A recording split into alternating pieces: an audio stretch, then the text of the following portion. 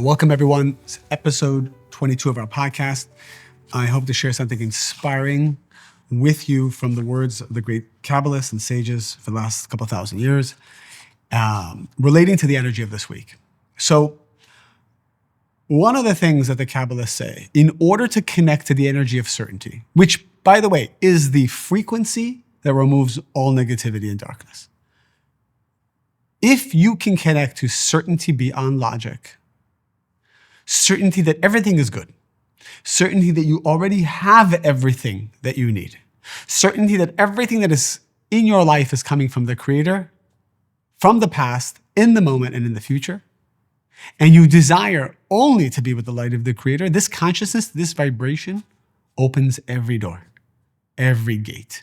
Whatever negative situation you are in, if you just heard bad news about your health, if you just heard something about your kids, if you just heard something about your business, if you just experienced something that's negative in your relationship, all of this darkness will go away as long as you say, I have complete certainty that this is for the good.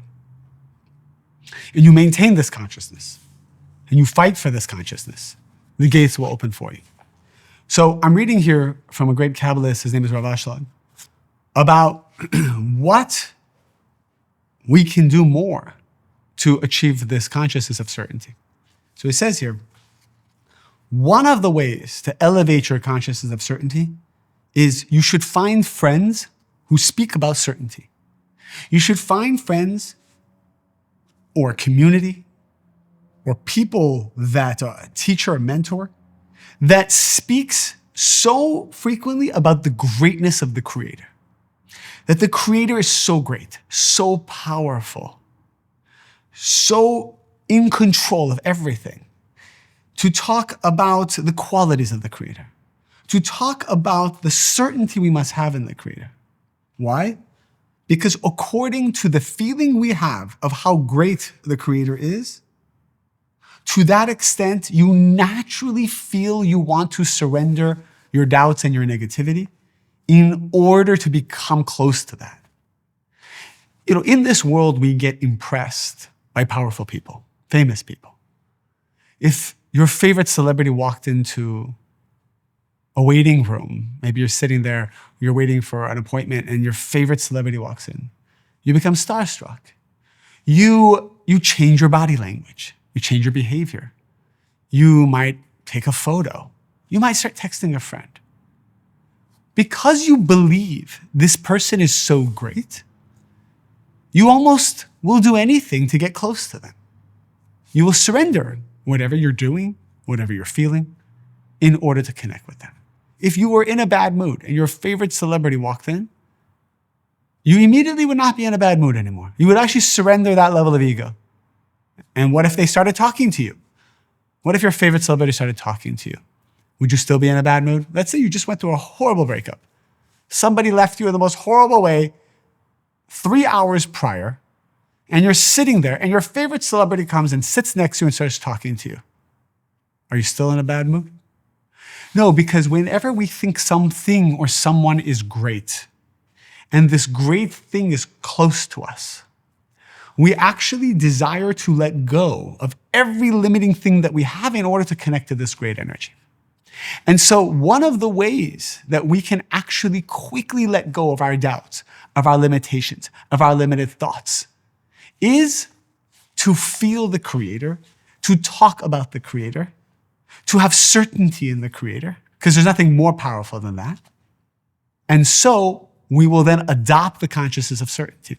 Part of why, for example, listening to content about the Creator is so important, and it is why, at least for me, it is the most valuable work I believe that we can do, is to bring a good reputation to the Creator. Because I believe that for thousands of years, the negative side has done a good job to minimize the value of the Creator, of God, of this universal energy, however you want to put it. But there's no greater work and there's no greater way to access miracles than to improve and extol the reputation of the Creator. And so when we know how great and powerful this force is, we know that in 1 second, if we act like the Creator, the darkness can go away. we will then feel empowered to let go of our doubts and let go of our petty thinking and let go of any complaining or blaming, because all of this energy, all it does is it distances us from the Creator, which means we will not manifest the miracles that we're looking for. And that's all that matters. That's all that matters. In the same way that if you had lunch with a businessman who was very successful, or a businesswoman who was very successful that you admire, you would walk away from this lunch realizing, oh my God, I'm thinking so small.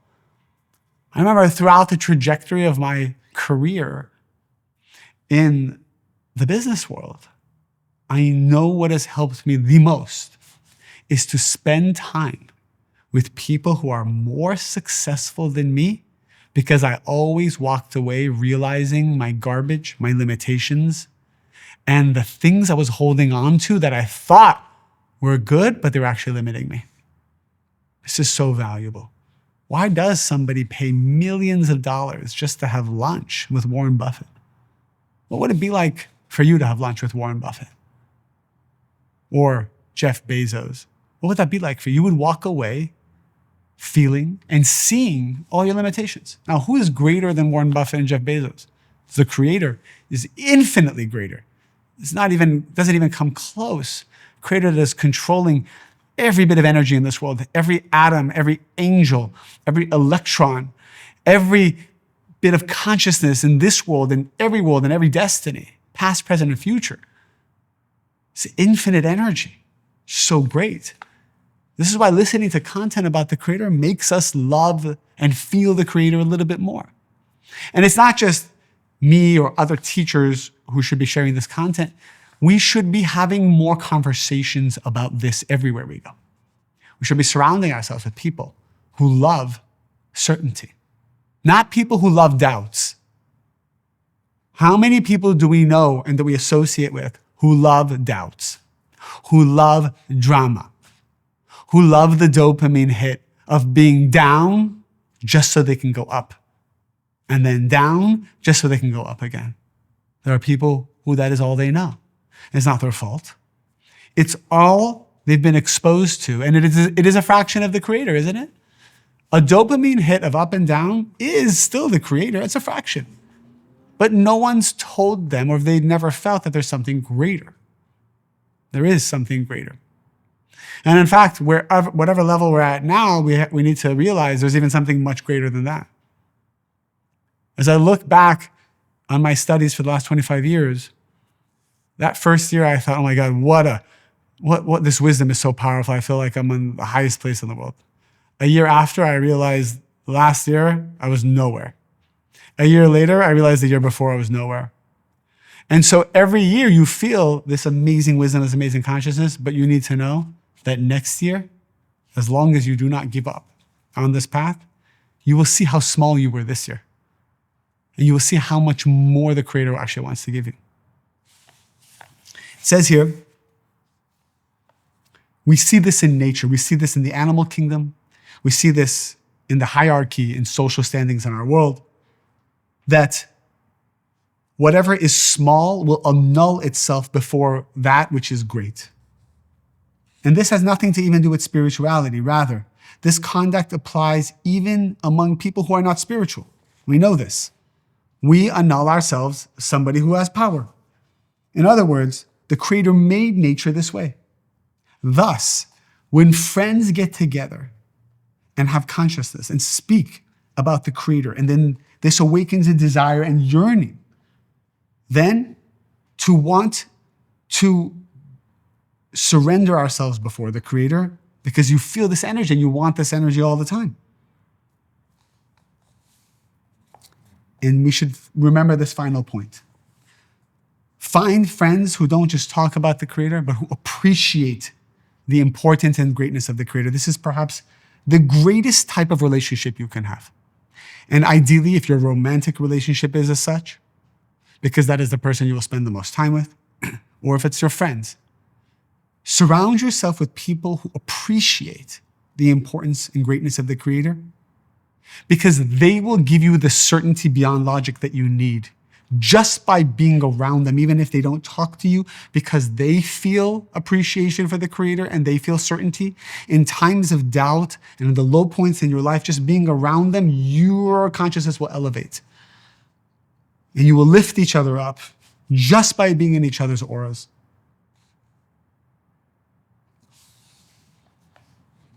And you should feel inside of you that you believe above your logical mind that the Creator is good and the Creator is leading the world in a perfect guidance, even though there is pain, there's war, there is disease, there is suffering, and we see it all around us. You must still believe beyond logic that this is good and that the Creator wants only good.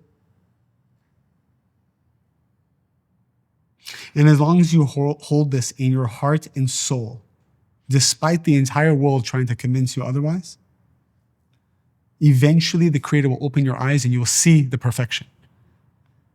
So it's not that everything will change. There is suffering in this world, but there's also a miraculous reality that you cannot see.